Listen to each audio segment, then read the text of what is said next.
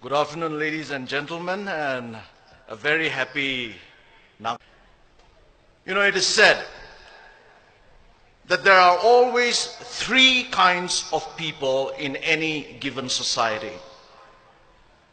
This threefold distinction has been noted and made by notable sociologists and public intellectuals. But this threefold distinction of the three kinds of people, it was first identified and first stated by the supporters and founders of democracy in ancient Greece.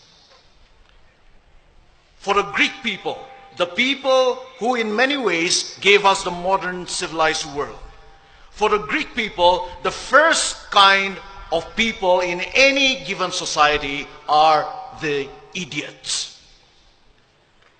For the Greeks, the idiot is not necessarily someone who is mentally deficient. Rather, for ancient Greek people, the idiot, they said, is someone who is a totally private person, a totally self-centered person, and a totally selfish person. They called him the idiot. The idiot, he is always out for his personal gain and his personal interests. He does not have a public philosophy. He has no knowledge, no skill, no character, and no virtues to be able to live and to be able to contribute in a flourishing society and community. He's all out for his personal pleasures and for his personal treasures. And the Greeks said that the idiot was just an upgraded barbarian.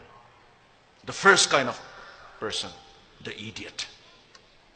But the Greeks also said that there is a second kind of people in any given society. And the Greeks called these people the tribes people. When we say tribes people, we don't necessarily mean the fact of belonging to a certain tribe, which is a good thing. But when they use the word tribes people, the Greeks meant a tribal and a tribalistic mentality.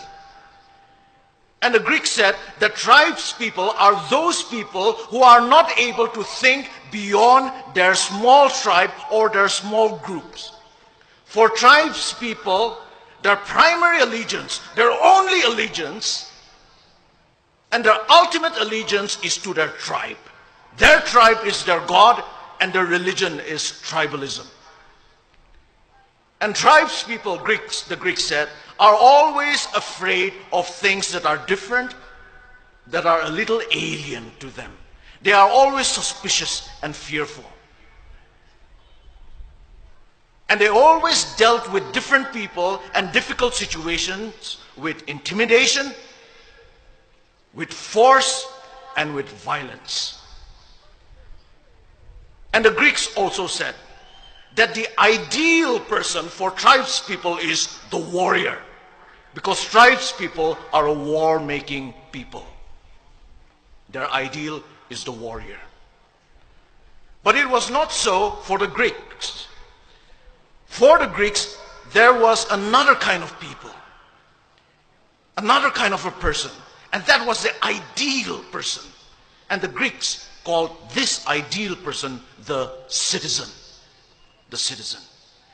And here when we use the word citizen, we are not talking about legal status or political status. We are talking about the idea and the ideal of citizenship. And who is the citizen?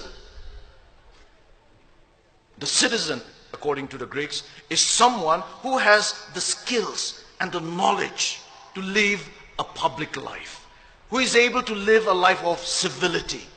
The citizen recognizes that he or she is a member of a commonwealth and thus strives for the common good. That is the citizen. The citizen, yes, he or she knows his or her rights in a society. But he or she also knows his or her responsibilities to society.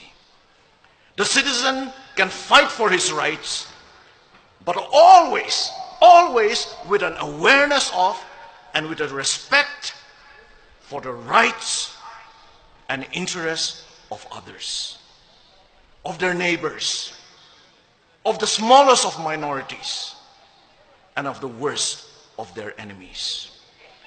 And it is citizens, the Greeks said, that make and that make up a civilized society.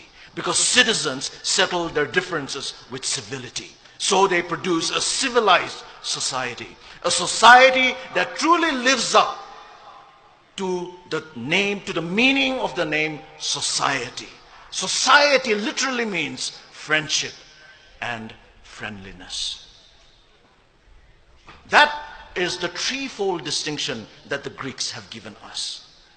That is the choice that each and every individual, wherever he or she may be, has to make in a society. And I believe that that is the choice that starkly faces us Naga people today. Will we be idiots, living only for ourselves? Will we be tribalistic, tribes people, unable to think beyond our tribes and our small groups? Or will we be citizens? Citizens in the best sense of the word. Today, on this historic day, I believe I want to make my choice. And I also believe that you will want to make your choice. And I hope you and I will take that right choice. And it is with that hope that I want to finally address you, ladies and gentlemen, as my fellow Naga citizens. May God bless you, and may God bless our Naga people. Thank you. Thank you, Dr. Kevichuse.